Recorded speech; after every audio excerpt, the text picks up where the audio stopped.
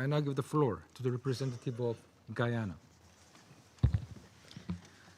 Thank you, Mr. President, for convening today's meeting at the request of Estonia following the unauthorized entry into its airspace of 3 armed fighter jets reportedly belonging to the Russian Federation.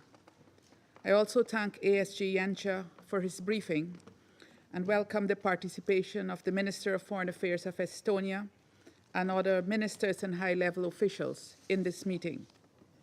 Mr. President, Guyana has taken careful note of the letter dated 20th of September from the permanent representative of Estonia, in which he asserts that this was the 5th violation of Estonia's airspace by the Russian Federation, marking a dangerous escalation and the most serious violation thus far. We have also taken note of the public statement issued by the Russian authorities denying that the 3 jets violated Estonia's airspace. Saturday's incident appears to follow a pattern of similar events in the region that are unfolding in the context of the ongoing armed conflict in Ukraine. When this council met last week to address a similar incident in Poland, we affirmed that the violation of a country's airspace is a serious breach of its territorial integrity and a violation of international law. We also agreed on the need for de-escalation and for the states involved to establish the facts and act responsibly to avoid any further escalation of an already dangerous situation. Today, as we confront another allegation of incursion by the Russian Federation, I would like to stress the following 2 points.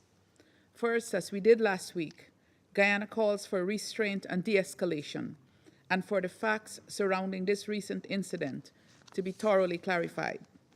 Given that there have been similar incidents in the recent past, it is reasonable to assume that they will continue to occur unless appropriately addressed. In this respect, we underscore the need for the Security Council to have access to detailed and verifiable information regarding the incidents and encourage the relevant parties to cooperate with the United Nations toward that end.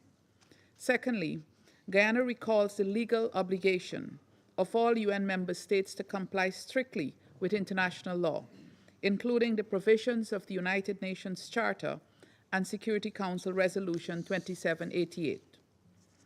Mr. President, members of the Security Council have a collective responsibility to find ways and means of preventing disputes from escalating, including through diplomatic efforts, and must apply the tools provided in the Charter and relevant conventions for the peaceful settlement of any dispute between states.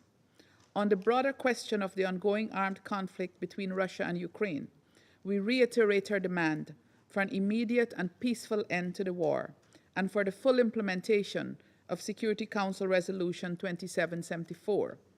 Any expansion of this conflict will have dire consequences for innocent civilians in the region and for the world at large. This must be avoided at all costs.